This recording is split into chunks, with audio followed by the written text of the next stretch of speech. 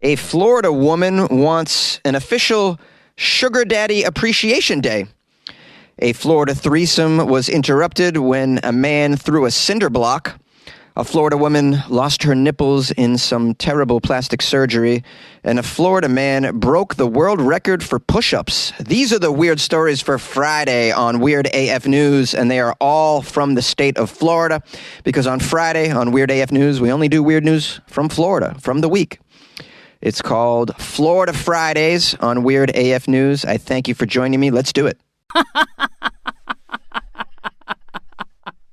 A Florida woman asks for Sugar Daddy Appreciation Day.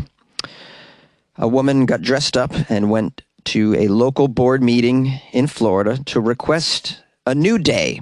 We have a lot of days. We had National Women's Day this past week. There's National Podcasters Day. Were you aware of that? Did you call Jonesy and say, hey, happy Podcasters Day? Some of you did. A lot of you didn't. Maybe you were unaware. Well, I'll have to give you a heads up next year so you can send me a gift. Because, podcasters work hard. We're stuck in these closets. We need some support. We appreciate the day. There's days for everything. And so we have a Florida citizen who thought, you know what? I'm going to add to the culture. The Florida person went to the local board meeting and requested Sugar Daddy or Sugar Mommy Appreciation Day. And I think this is a great suggestion because sugar daddies and sugar mommies, they work really hard. They should get some appreciation. Would you agree? Now, the Florida woman identified herself as Ashley Cream. She went to the Boca Raton, Florida Planning and Zoning Board meeting yesterday. And she didn't say whether she herself is a sugar daddy or sugar mommy, but she did present some interesting information. She claims that Florida has, quote, the largest per capita population of sugar daddies in all of the United States. Now, it doesn't say where she got this data, and I question it. I think you might find more sugar daddies and sugar mommies in Los Angeles and New York. I've heard a lot of anecdotes in these cities since I've lived in both of these cities from young women who move there and are propositioned. It's especially in Los Angeles. I've heard it many, many, many times. And I know a couple who have sugar daddies, they're young actors, struggling to make ends meet because this is a very expensive city to live in. And so they have found other ways to supplement their income. And one of which is a sugar daddy. There seems to be a lot of them in Los Angeles. Wherever you have wealthy people, you're going to have sugar daddies, sugar mommies. Let's continue with this Florida woman. She's quoted as saying, Miami, Palm Beach, and Boca lies the most concentrated population of these aged benefactors. So let us celebrate these giving, generous Samaritans as I stand before you requesting that you carry a Sugar Daddy and Mommy Appreciation Day on March 10th to honor those who have given us so much. She went on to say that sugar daddies and even sugar mommies are responsible for college educations, homes, cars, vans, jets, and the occasional body enhancement. Yeah, this is true. The vans is a strange part of the list, though. Sugar daddies are giving out cars and body enhancements. We know that. Vans? I don't know anyone who was like, yeah, I need to get a sugar daddy because I would like a van. The woman also said that sugar daddies help support the local economy. Yeah, they do, right? They take out their dates, they're going to restaurants and bars and whatnot. They're supporting the local body enhancement facilities, the local colleges. They support the strip clubs. They even at times pay rent for multiple people. It's not uncommon for a sugar daddy to pay the rent for 3 to 5 young women. I've heard of these stories. Now, the article says, when informed by the Planning and Zoning Board Chair, Arnold, that her concern was a city council issue, the woman responded, quote, I really just wanted to address this issue here today because I think it's a very important issue. So, yeah, but apparently, so Arnold is saying you need to go to the city council for this. She went to the Planning and Zoning Board to suggest this. And I guess you would go to the planning and zoning board regarding buildings and properties and structures, not for sugar daddy, sugar mommy suggestions. But that didn't stop the Florida woman who just really wants to show support for the sugar daddies and sugar mommies out there, and I think that's a great idea. Another quote from the lady Ashley. She said, "Also, just want to say, you guys look amazing. I love you all. Goodbye." She was very complimentary. And then as she left, she pushed an elderly man in a wheelchair out of the room, who I assume is her sugar daddy. You can see the old man in the photo. He doesn't look too pleased to be there. He provided her with a ride to the board meeting, I assume. And he more than likely provided her with her physical enhancements, which you can see they're quite nice, and they're front and center in the board meeting video. So you might want to check that out. A lot of fun going on in Florida. A threesome comes to an end when a Florida man throws a brick. Great title, man. The threesome is over when a Florida man throws a brick. A Florida couple had to be arrested this week following a romantic interlude with a third person. I love that. You mean a threesome? No, we mean a romantic interlude involving a third person. That could be just holding hands. We don't know. Two of them could have been having intercourse. The third might have been shooting it on video and singing. Whatever it was a romantic interlude involving three people.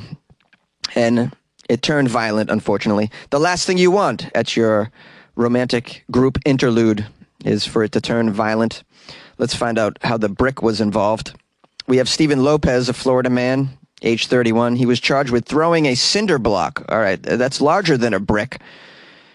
He threw a cinder block into what they're saying is an occupied conveyance. I'm not sure what that means. You mean a home? Occupied conveyance? Well, they use these big words like romantic interlude means threesome. Occupied conveyance means a home or an apartment. We also have Angela Viviana Velez Vasquez. Wow, a lot of V's in her name. Angela Triple V, I'll call her. Triple V, which sounds like a wrestler. She's 20 years old. She was charged with battery. Although she did not throw the cinder block, she's charged with some battery. According to the investigators, a 29-year-old female victim told the police there was a disagreement while the three were in bed at the suspect's residence. Oh, dude, man, you got to control that situation. You can't have a disagreement when you're about to have a threesome. Anything to screw it up, man. You got to make sure it goes smoothly. Your romantic interlude. No disagreements during the romantic interlude. No cinder blocks or bricks. All right, I scrolled through this article. I'm searching for what the disagreement was about. It doesn't indicate what it was about. I found two other articles covering this same incident. None of them can say what the disagreement was about that interrupted this romantic interlude. I guess we'll just have to imagine. Could they not agree on what music to play? One of them was like, I would really love to play some R. Kelly. And then they were like, well, no, that's offensive. All right, we're not playing R. Kelly during our romantic interlude, okay? Maybe one of them is covered head to toe in leather and then says, perhaps we should listen to some German house music during this romantic interlude. I really love to get down to the German house music. Yeah. Maybe the disagreement was about where they're going to eat after they're done their calisthenics. Can we please go to IHOP? I always go to IHOP after my threesomes. They're great. I get the three-way breakfast after having my three-way. Or being that this is Florida, perhaps the disagreement was about the exchange of money in this romantic encounter. I'd imagine someone's getting paid here. This is Florida, after all. Okay, now, according to the police report, the victim told the investigators that both of these suspects struck her while they were in bed. Maybe that was the sort of romantic interlude that they're into, striking. It says, then Lopez threw a cinder block through her vehicle's rear window. That's odd. He went outside and threw. Oh, maybe there was a disagreement about where they were going to have the romantic interlude, and then the victim was like, can't we just do this in my car? And then Lopez is like, I'm not having another threesome in a car. Besides, yours is a Mini Cooper. There's no room. I've tried to have a threesome in a Mini Cooper before. It doesn't work logistically. She's like, no, it's either a three-way in my Mini Cooper or no three-way. And he's like, oh, yeah? Chucks the cinder block through the rear window. How about that? There's glass everywhere. Can't have a three-way now in your Mini Cooper. Oh, wait, hold the boat, guys. Hold the phone. Jonesy went deeper. I went on a deeper dive. I like to go deeper because I like to please. I found a more comprehensive article that got into the actual details of what the argument was about, what happened inside that bedroom that day that's messed up the threesome. Apparently, it's all related to some genital-centric insults. Oh, how about that? Some insulting going on about the genitalia. Let's find out who insulted who over what genitalia and what was wrong with the genitalia. The victim claims that she was upset after Steven and his girlfriend tried to dominate her sexually. That was the first thing that she didn't appreciate during the romantic tryst. And at that moment, she informed Steven that he had a little D word, also known as penis. So she said, you have a little D, and that the woman had a stank pee. A stanky pee. You got a little D and you got a stanky pee. I'm out of here. Little D and Stinky P. Sounds like a superhero duo.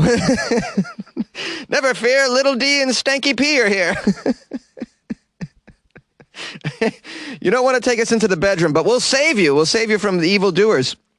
Okay. Before I exit this particular story, I have one more detail that I got from this more descriptive article that I found, and I thought this was kind of fascinating. Turns out this is how the couple met the woman that they invited over for a threesome. The woman met her while working as a taxi driver. So she was driving a taxi, and then this woman got in her taxi. She's like, where can I drop you off? And by the way, would you like to, I don't know, come to the bedroom with me and my boyfriend? Please don't mention his small D, all right? That could not end well. The last time someone mentioned a small D, he threw rocks. I took a little blue pill so I could please you. ¿Cómo te llamas? A Florida woman lost her nipples during some terrible Colombian plastic surgery. You probably don't want your plastic surgery done in Colombia. Let's get into the story, which I'll call Nipples Here, Gone Tomorrow. Sorry. We have our victim here, a Florida woman, poor Lindsay Colosimo. She is one of millions of Americans who voluntarily elect to have some part of their body augmented in some way. And in this day and age, it isn't as taboo as it once was. It's very common where I live in Los Angeles, where every woman's lips are 8 times the normal size. Looks pretty funny. Anyways, this says here the cost of having such procedures done can be astronomical, as you know. So we have this Florida woman. She decided to take matters into her own hands by cutting the cost of her surgery, getting it done in a different country at an extremely discounted rate. This is very common. When I visited Peru, everywhere I looked, there was these offices, dental services were offered, medical services were offered, and they were a lot cheaper than in some other countries. So this is sort of like they call it medical tourism. Anyways, this is a decision this Florida woman now regrets because she lost her nipples. From my understanding, nipples do not grow back. It's not like when you lose a toenail. I think you can get them airbrushed on. Not really sure, not familiar with this. This is the first time I'm encountering a lost nipple situation. The Florida woman, this is her history with this. She had a tummy tuck performed in the United States. She wasn't pleased with the results. She spoke with her friends who apparently had visited Colombia for their plastic surgery. It doesn't say what they got, but she hopped on a flight, went down there for the procedure. She got more than she bargained for, so she was trying to fix her tummy tuck situation. The doctors told her that the tissue around her breasts, unfortunately, was dead. Yeah. So, I mean, I guess that led to the nipples just sort of failing, nipple failure, and they fell away. Can't they fix this somehow? I mean, they can reconstruct everything. You can get a new vagina, from my understanding. You know, they're definitely doing new butts. Can't you do some new nipples as well? I mean, even for cosmetic purposes, some kind of Brazilian nip resuscitation surgery. Did I just make that up? Maybe you pick your nipples off a chart. You try at that point you could pick whatever sort of nipples you'd like. I mean, maybe you had some nipples that were unsavory. There's nipples out there that are unsavory. Well, we all have our nipple tastes, but a lot of times it's those big ones that we don't really like. I'm speaking from just what I've heard in the culture. Although I would imagine there's trends in everything, so maybe the big pancake nipple will come back someday. I don't know. I mean, either way, you can't go live your life with ghost nipples. You know what I mean? That's just creepy and weird. And what if she, has a baby? How's she gonna feed the Florida baby without the nips? I mean, I guess you could just do the bottle thing, or have one of your friends breastfeed the kid. I don't know much about breastfeeding, to be honest. I know there's solutions for it, though, if you can't do it. So I'm just trying to fix the situation. I should shut up, really. I should just shut up. Just lastly, I'll say it doesn't indicate where this Florida woman lives, but it'd be funny if it was Naples, because then you could say, hey, she's nipless in Naples. No? Bad joke? Okay.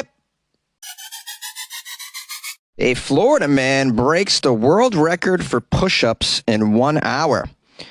We have here someone in Florida doing something wonderful, setting a goal, achieving it. A 60-year-old Florida man, that's 32 in Florida years. This guy bested a Guinness World Record when he completed, get this, 3,264 push-ups in 1 hour. Over 3,000 push-ups in an hour. 3,264. I mean, can you even do 64 in an hour? This guy pushing the envelope. Florida man killing it, proving that there's no limit to what you can do if you're constantly running from gators and on meth. Way to go, Florida man. What's his name? We have Rob Sterling. Not to be confused with Rod Sterling of The Twilight Zone. Wasn't it The Twilight Zone? We have Rob Sterling. Said that he decided to take on the Guinness World Record for most push-ups in 1 hour for males after he learned that there was an Australian named Daniel Scally. Yeah, Daniel Scally set the record previously in April. 3,182 push-ups in April. Rod Sterling, Florida man, was like, no, down with you, Scally. I'm going to break your record, you Australian. Down under. Dingo ate your baby. I'm going to break your record. I'm going to eat your record. Sterling said he had already unofficially broke the record during a conference in Miami.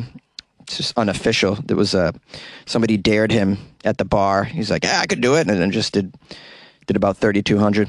He said he decided to make an official attempt so that he could set the record on record, which means I believe you take a video of what you're doing and send it to Guinness. Let's find out. Let's keep reading, because maybe one of us want to break a record. What could I do? I'm probably going to break the record for most podcasts in a closet. I'm about 1,600 in. I don't know what the record is. I'll have to reach out to Guinness.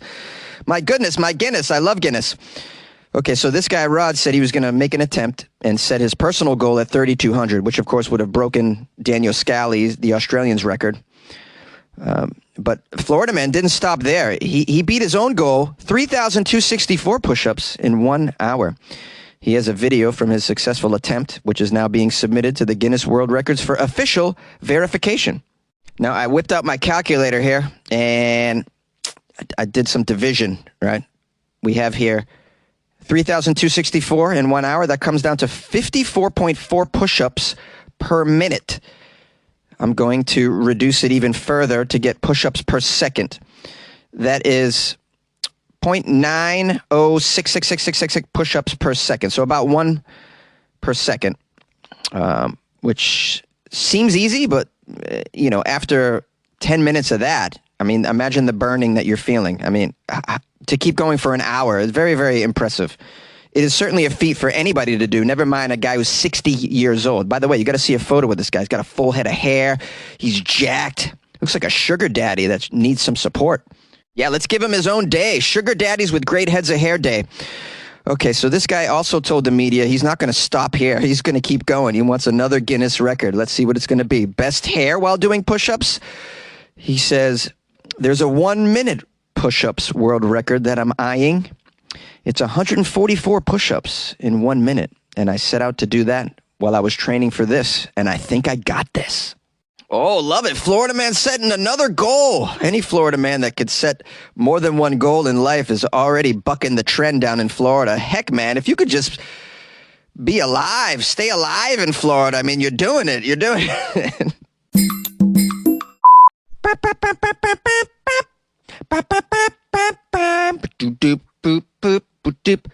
Jonesy is highly caffeinated. What's up, my friends? Thank you for spending some time with me on this Florida Friday episode. I hope you found it worth your time. I did my best. I did the best I could. No puns. Thanks to everyone who sent me Florida articles and stories. I appreciate that. You can always send me stuff to my Gmail, funnyjones@gmail.com, or you can drop them into my DMs at funnyjones on Instagram as well.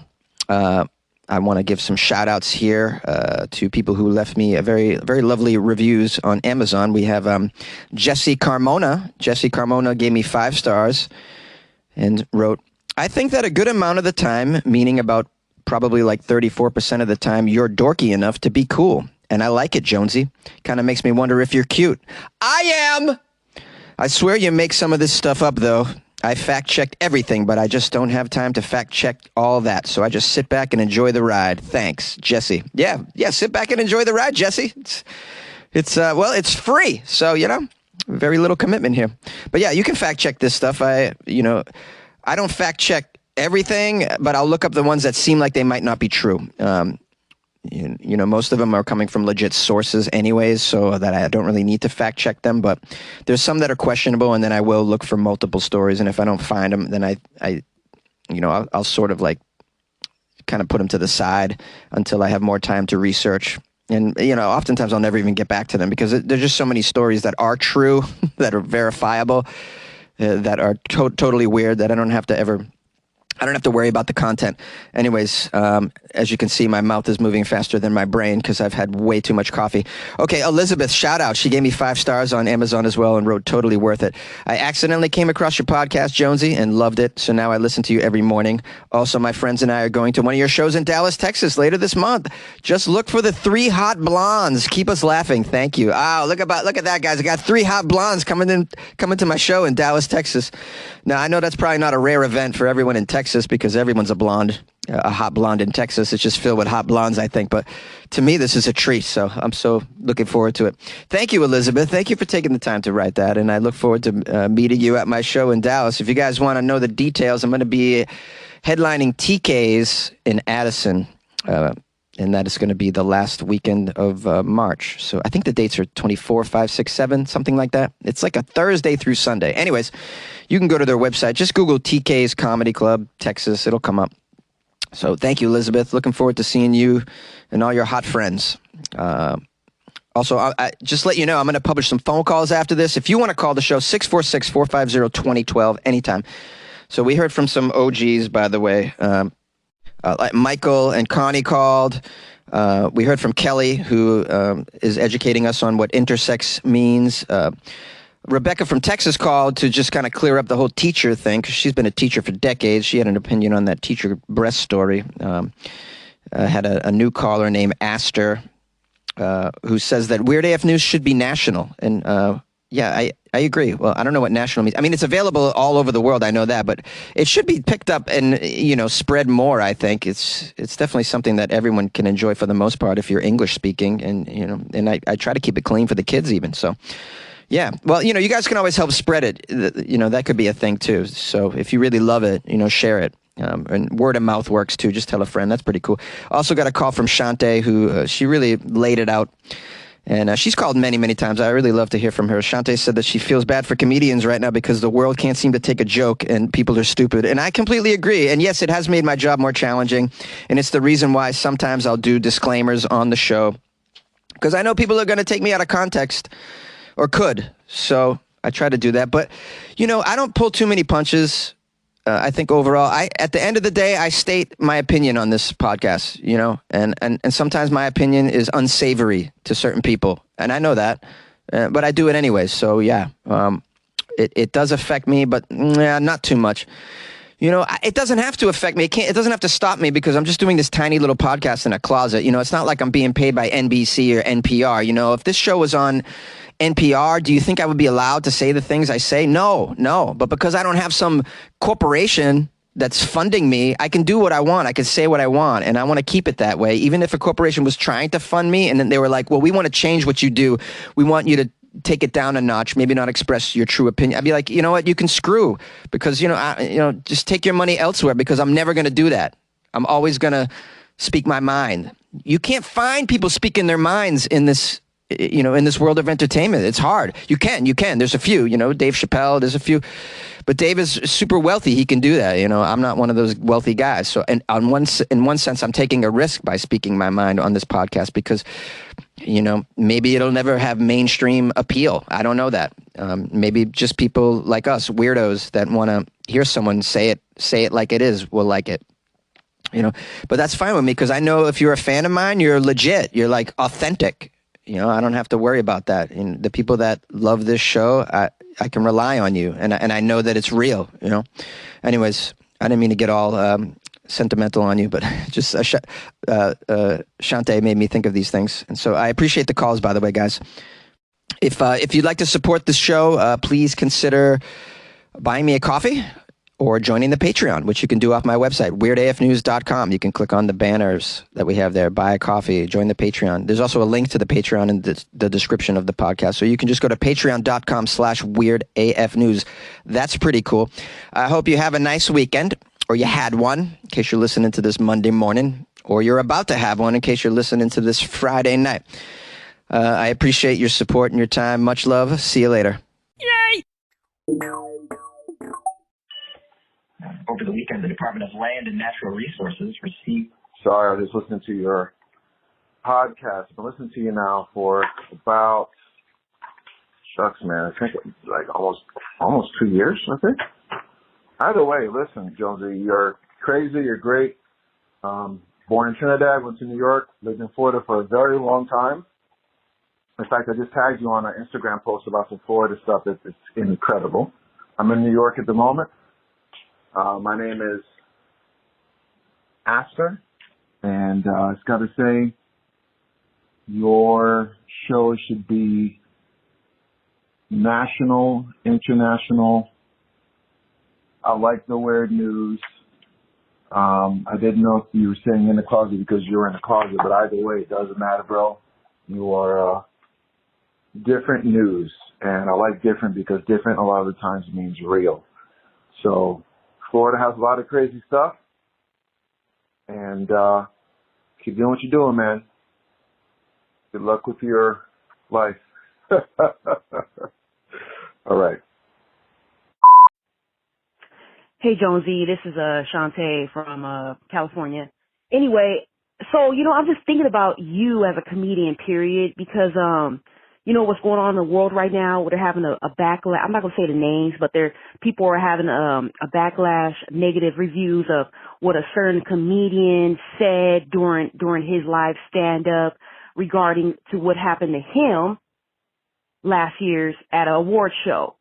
So people had the audacity to get mad at him for saying how he feels, but yet he got assaulted on live television in front of the world, but yet people want to get mad at him because he's saying a few words about the person who hurt him.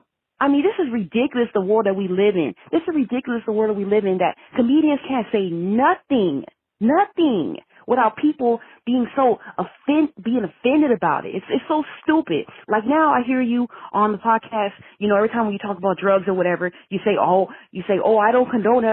I don't condone it. It's so stupid that you have to say you don't condone drugs.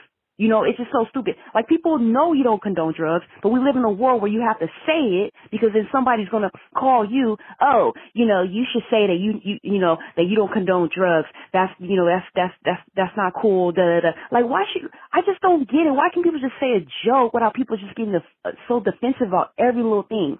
So honestly, I really feel for you comedians. I really do. I really, really do. And I wish we can go back to the world how it was, before 2020, when people weren't so sensitive about every little thing. Because this is ridiculous. Like, what happened to just the raw jokes that comedians are able to say without people getting offended? It's so stupid. It really is. You know, and you know, it could, Jonesy, I could speak from a lot of viewers, you know, that listen to you. You don't have to say that you don't condone drugs. You don't have to say that every time. We know you don't condone drugs. You just condone people doing what they want to do. So you don't have to say that every time, Josie, but it's sad that you feel that way, that you have to say that because somebody's going to get offended. Oh, you condone drugs, you know? It's so stupid. Anyway, good luck with your life, man, and good luck with being a comedian in this tough world, for reals.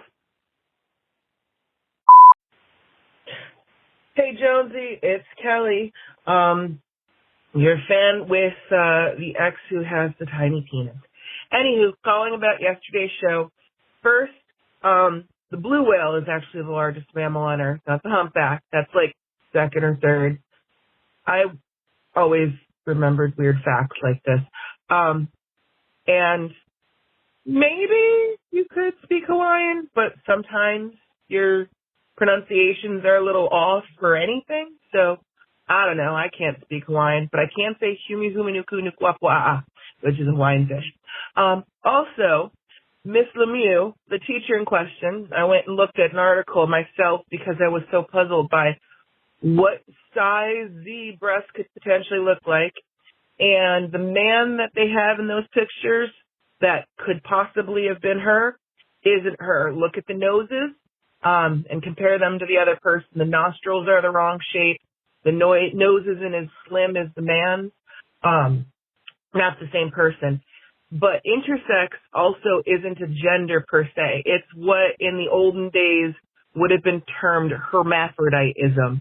So hermaphrodite and intersex used to be interchangeable terms. And medically, it's a couple of different conditions. It could be a genetic condition where you have chromosomes that reflect both male and female traits, or because of hormone influxes in the body. As you developed in the womb, you could show both male and female sexual organs or genitalia.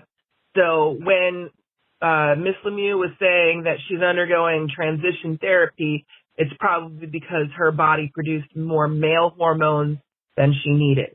So it's not the gender she chose, it's her medical condition. And interesting fact, intersex conditions are about as common as red hair in the world. So one in every however many persons you see are intersex medically in some way. Some might not notice it because it's more pronounced.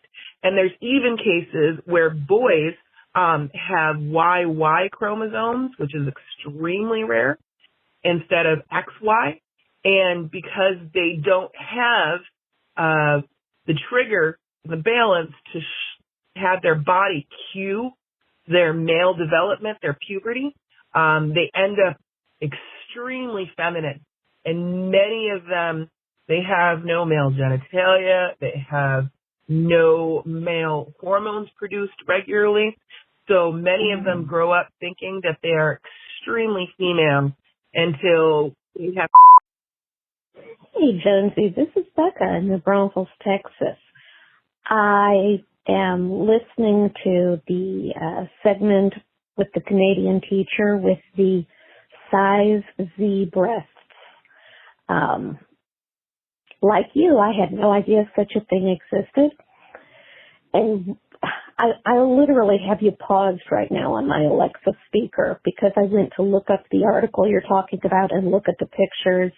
And yes, that is not appropriate for an adult in a school setting. The way this person is dressed, regardless of any other issues going on with them. Speaking as a professional teacher in the state of Texas, yes, okay, I'll give you that. But still, professional teacher, more than 2 decades worth of public education experience. First of all, the skirt that is shown, and I looked through images. There are many images of this person available on the internet. And in all of these pictures, this person is dressed in a very tight skirt, which is quite short, and a form-fitting top. And it beggars description to try and describe without being vulgar what the size and shape of these breasts are. Back problems are only the beginning of what must be going on if these are natural breasts. Shoulder pain, stretching of the skin. This poor person, if those are natural, that is just really, really sad, and they need some medical intervention. If that's an optional lifestyle choice, it's not an appropriate lifestyle choice for school, and they need a more modest, less bulky, because I swear, how do you work around power tools with breasts that hang down below your belly button and come out as far as your elbows? That was astonishing. Anyhow, that's about my 2 cents worth. I'm boggled, but it's definitely not appropriate school wear. And I'm amazed Canadian teachers don't have a dress code. Surely they must. Anyway, bye. Hey, Jonesy, it's Michael calling from Iowa City, and I just wanted you to know that I received your podcast just fine yesterday on my Google Assistant, so no problems with your Anchor podcast in that respect for yesterday. But after I listened to your segment about Laguna Beach banning balloons in a public space, I kind of thought, well, geez, what's the deal with that? You know, I'm not really sure I'm down with that, but strange how things happen. You know, within an hour, I listened to my local news, and there's a city of Muscatine, Iowa, which is just 40 miles away from Iowa City. It's on the Mississippi River, and there was a young family on there. It was 2 parents and their 2 young daughters, and unfortunately, not their 1.5-year-old son, because he died after visiting the local playground. He had died 6 months before, and the family had gone on the local news to tell their story, how they had visited the local playground there, the city playground, and they were just playing, and they noticed their 1.5-year-old son come tottering over to them, and he was turning blue. And they had rushed him to the hospital, and he died from suffocation because he had eaten a piece of a latex balloon that he found on the playground, became lodged in his throat, and he suffocated and died. And the parents were really struggling with the loss of their son, and they finally had built up enough energy and strength and stamina to go on and make a plea to the public to please clean up after having a water balloon fight or, you know, a party at the city playgrounds or parks, you know, and balloons get broken and the remnants are left behind in the grass, and they're just making a plea to people. They weren't blaming anyone or trying to scold people. They're just saying, please, if you use the city playground to clean up after yourselves, do a very thorough job, because they lost their son because of this. The child apparently found a piece on the ground and had put it in his mouth, and he suffocated. And so they're just trying to raise awareness of this. The family had been going through family counseling, and they had just, at that point, you know, wanted to raise awareness of this. And I think this is maybe a very good idea, what they're doing. Not to ban, as Laguna Beach said, not in their people's homes, but in public spaces. It's something that can be done. And you think nothing bad is going to happen with a silly old balloon, but when you see the tragedy that this caused this family, you can understand why this kind of thing might be done. So, yeah, go ahead and have balloons in your own home, and you've got to be careful even there, but it's something that a city can do where people are maybe... Hi, Jonesy. It's Connie from Cedartown, Georgia. And I was calling about the podcast you did yesterday with a creepy man giving out candy or trying to give out candy to kids in the park. And he had never heard of pot of gold candy. It's made by Hershey's, and of course it comes in a gold box.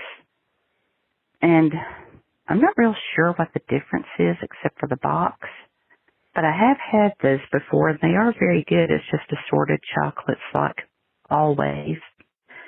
But they are really good, and well, you know, you can't blame kids for not taking candy in the park, even if it is wrapped up in a box. It's just weird.